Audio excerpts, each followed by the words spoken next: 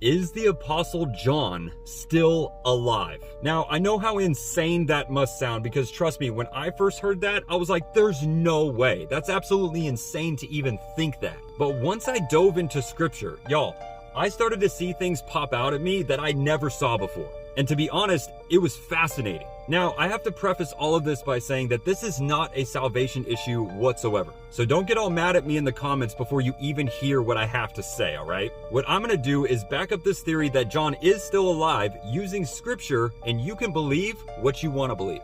Okay, so here we go. The first hint that John is still alive comes in John chapter 21. To set the scene, this is when Jesus has breakfast with his disciples on the beach after his resurrection. And when he asks Peter 3 times, "Do you love me?" Right after this, Jesus basically tells Peter that he is going to be martyred and crucified for his faith at some point when he's older. But then Peter starts to freak out a little bit. He looks back at John, and this is where we pick it up in John 21, verse 21. So when Peter saw him, John, he asked Jesus, "Lord, and what about this man? What is his future?" Jesus said to him, "If I want him to stay alive until I come again, what is that to you? You follow me." So this word went out among the brothers that this disciple, John, was not going to die. Yet Jesus did not say to him that he was not going to die, but only, "If I want him to stay alive until I come again, what is that to you?" Okay, so I want you to hold on to these verses because we're going to come back to them at the end.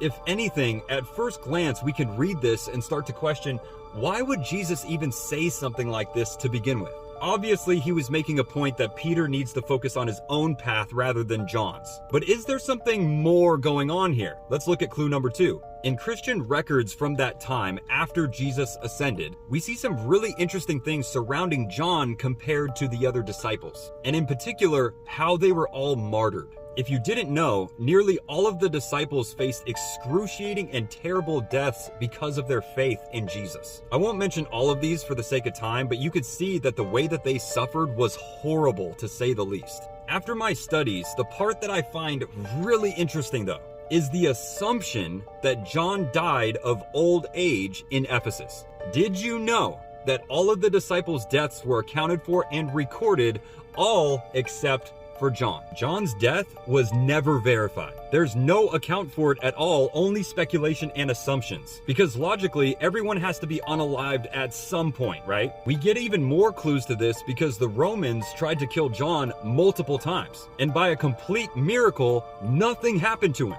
Just watch this.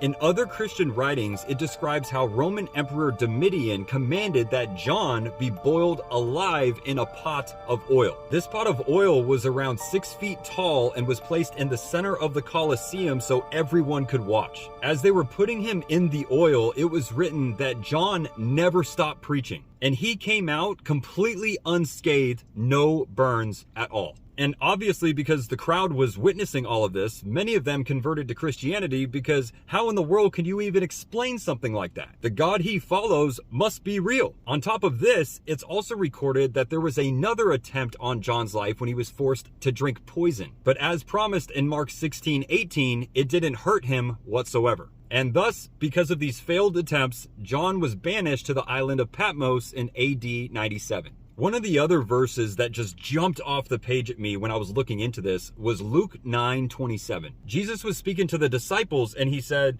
"But I tell you the truth, there be some standing here which shall not taste of death